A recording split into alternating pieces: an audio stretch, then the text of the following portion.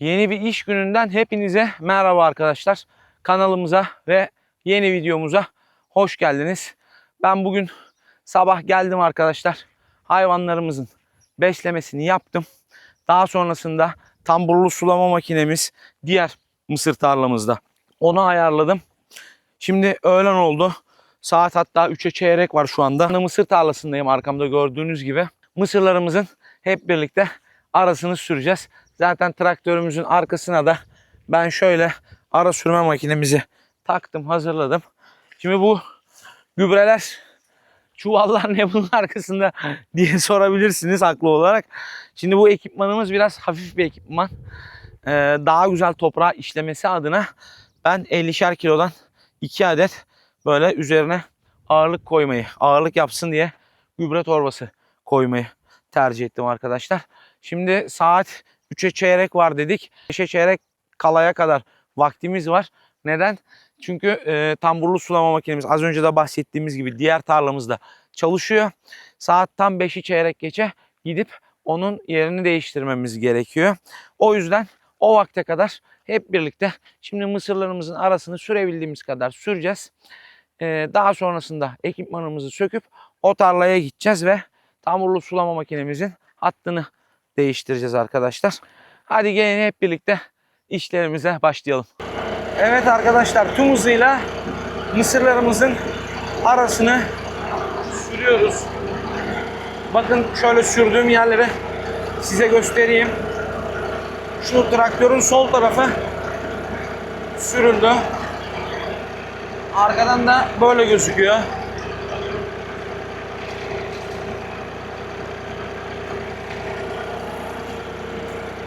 Bence güzel bir işlem oluyor. Sizce nasıl? Yorumlarınızı, fikirlerinizi belirtmeyi unutmayın arkadaşlar yorumlar kısmında. Mısırlarımız da bu arada bayağı büyüdü. Şöyle gördüğünüz gibi.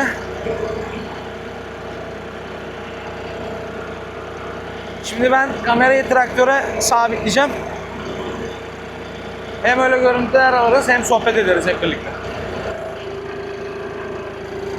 Evet arkadaşlar, ben bir yandan ara sürümüne devam ederken bir yandan da böyle hep birlikte sohbet edebiliriz. Ara sürmemizle sürüyoruz şu anda.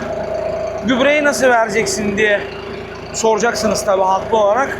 Onu da damlamada vereceğiz arkadaşlar.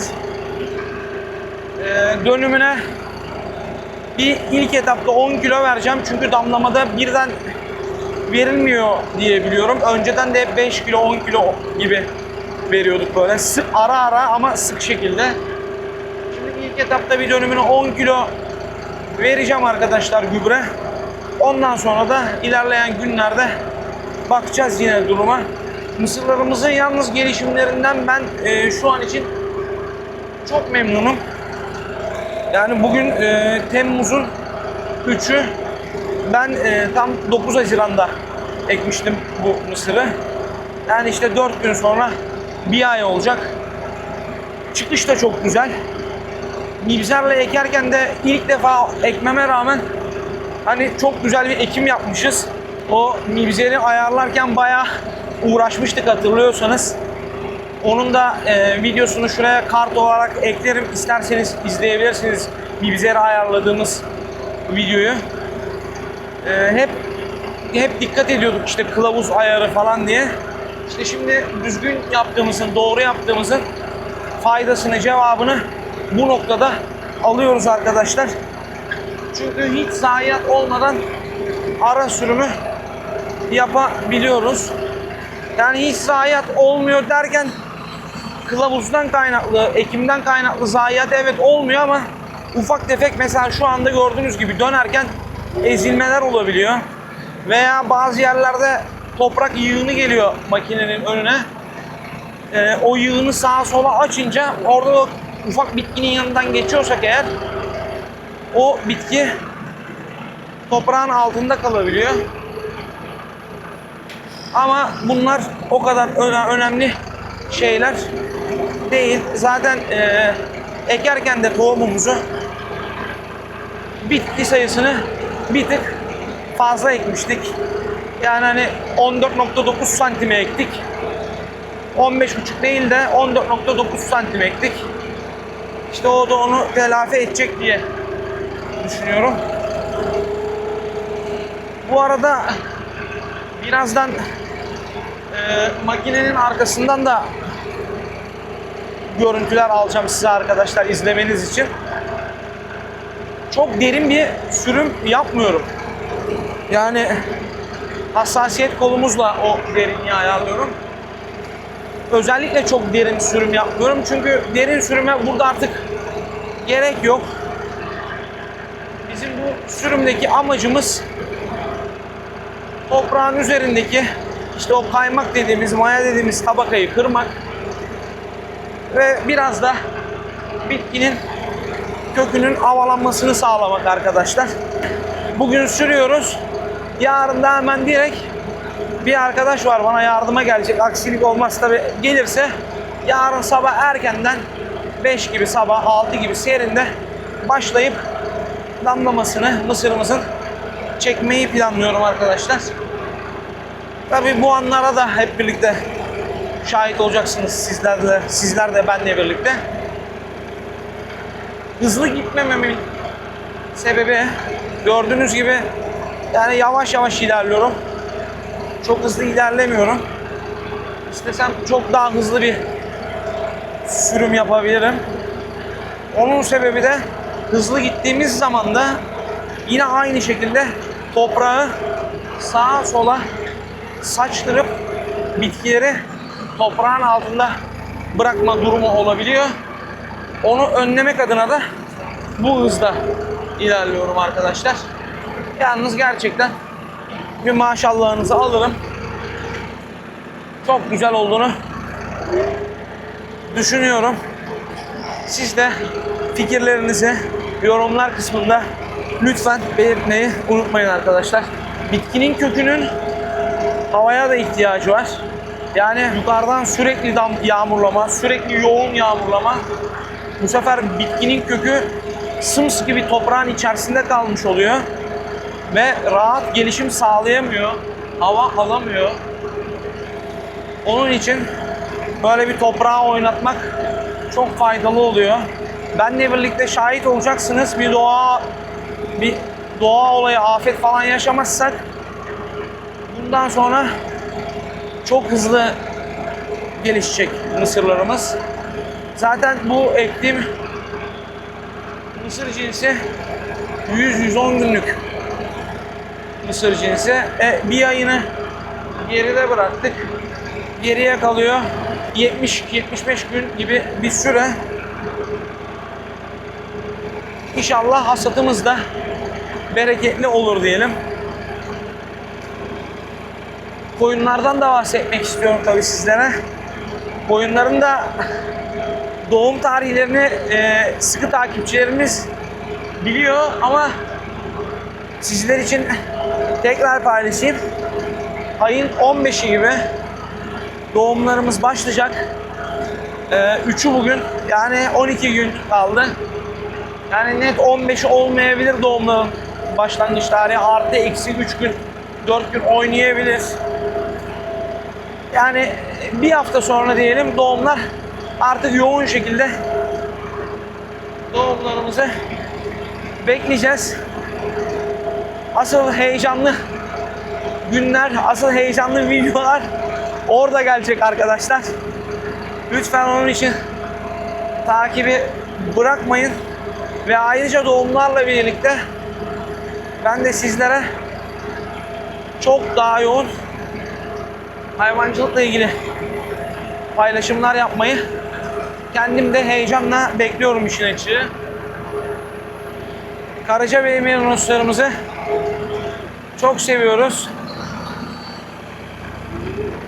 Kuzuları zaten seviyoruz. O kuzuların yaramaz hareketlerine, hoplamalarına, zıplamalarına hep birlikte şahit olacağız inşallah arkadaşlar. Yani hava dediğim gibi Gerçekten çok sıcak arkadaşlar. Yani bu traktörle olacak işleri, açık arazide olacak işleri hep geceye bırakmaya çalışıyorum elimden geldiğince. Ancak bu ara sürüm işi çok hassas bir iş olduğu için gündüz görerek daha iyi bir görüşte yapmam gerektiğini düşündüğüm için bunu gündüz yapıyorum. Öyle olmasa geceye gerçekten erteleyebilirdim. Bu arada sürüm de demişken arkadaşlar, şimdi bu çiftliğin önündeki 30 dönüm olan, hani geçen videolarda da sulamıştık hep birlikte. Oranın toprağı artık bayağı tava geliyordur. Belki yarın gece damlamayı çektikten sonra kendimi iyi hissedersem, yorgun da olmazsam oranın sürümüne başlayabilirim. Zaten oranın da sürümünü yapıp mısırını ektikten sonra ekim sürüm işimiz bitmiş oluyor. Ondan sonraki süreçlerde işte bitkileri besleme ve hasat gibi videolar paylaşacağım. Ayrıyeten şimdi bizim gemlik ve domat gibi sofralık zeytinlerimiz var. Yağlık zeytinlerimiz de var. Onlardan da bu işe nasıl başladığımla ilgili bir video hazırlamıştım arkadaşlar size. Uzunca böyle sohbet ettiğimiz bir video. Onlarla ilgili detaylı bilgi de merak ediyorsanız o videonun kartını da şuraya bırakırım. İzlersiniz. Şimdi o gemlik ve sofralık zeytinlerin işin aslında yaza girerken bir sürmüştüm ama geçen gittim dolaştım. Yine ot gelmiş. Tekrar sürülmesi gerekiyor. İşte sürüldükten sonra sulayabilmek için setlerinin açılması gerekiyor. Şu yoğunluktan onu şu sıralar erteledik. Fakat önümüzdeki günlerde o işleri de hep birlikte yapacağız.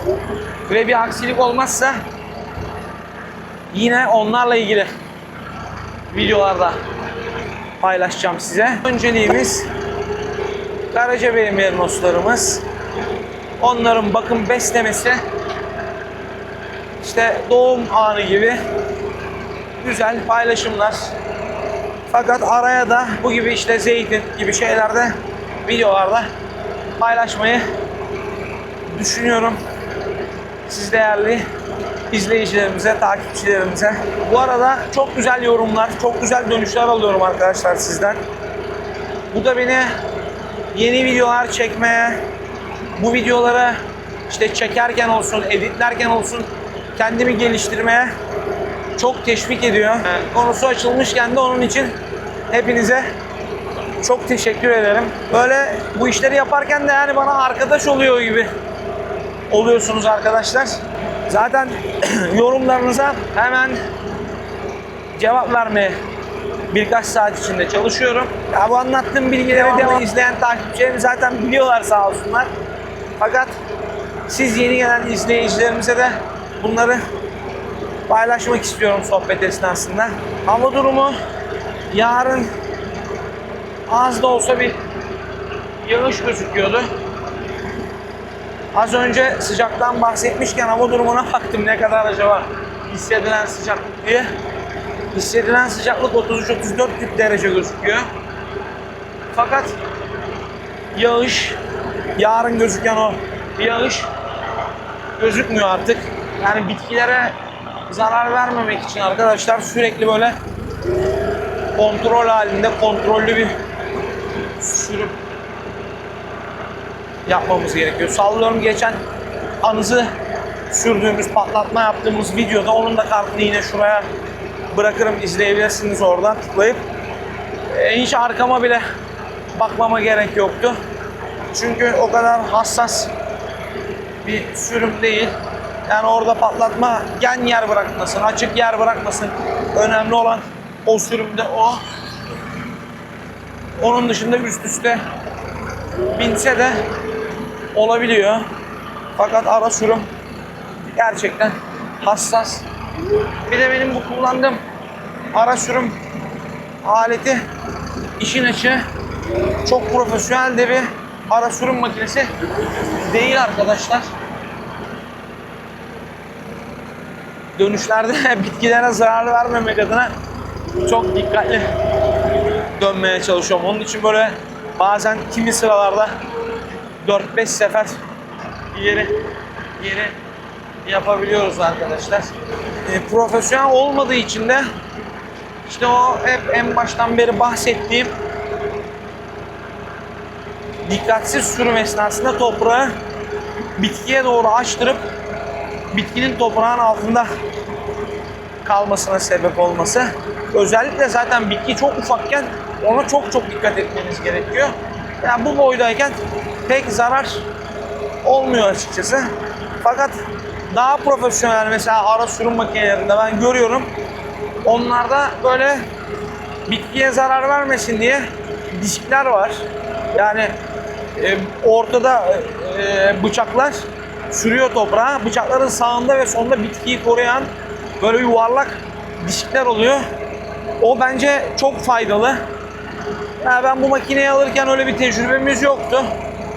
Bunu edinmiş olduk. Artık bunu işimizi gördüğü için de değiştirmiyoruz. Memnunum da açıkçası. Şimdi gelin arkadaşlar, ben size dışarıdan bazı görüntüler alayım. Hep birlikte onları izleyelim.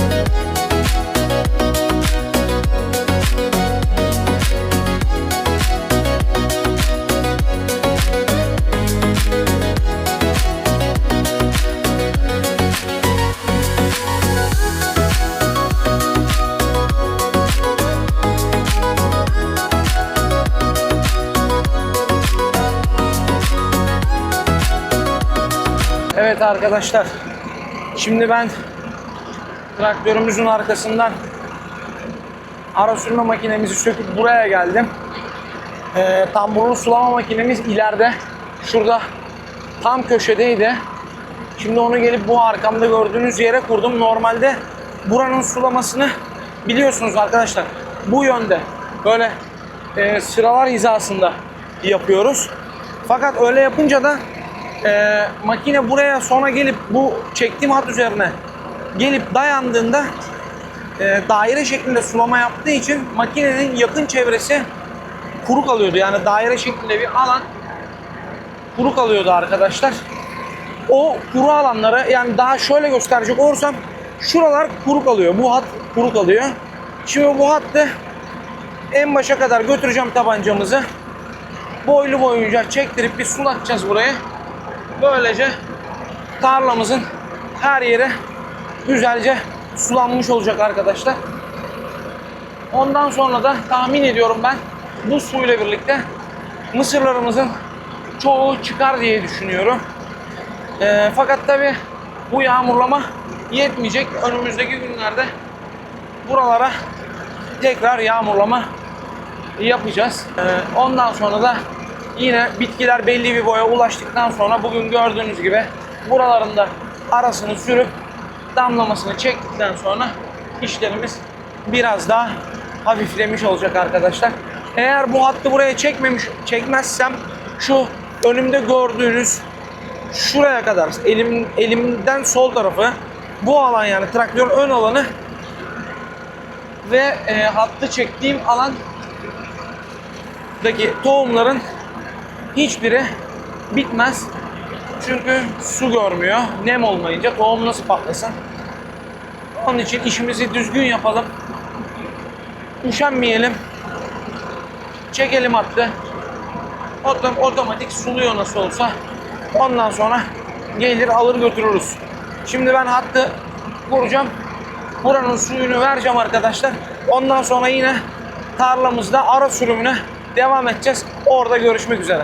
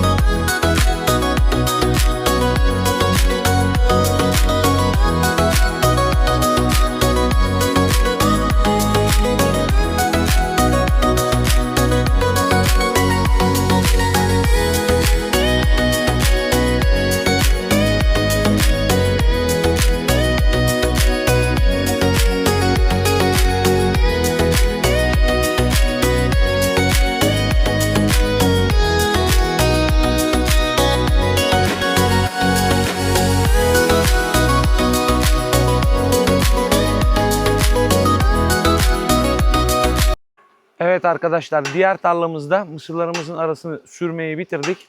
Şimdi bu tarlamıza geldik. Gördüğünüz gibi son hattı suluyoruz. Şöyle makinemiz orada. Şu boş kalan alanlar da sulansın diye böylemesine kurdum. Zaten bahsetmiştim. Şu kadar bir mesafe kaldı. Tabancamız başa geldiği zaman makinemizi alıp gideceğiz. Bugünlük de bu işimizin sonuna gelmiş bulunuyoruz arkadaşlar. Yeni videolarda görüşmek üzere. Hepinize selamlar. Hoşça kalın.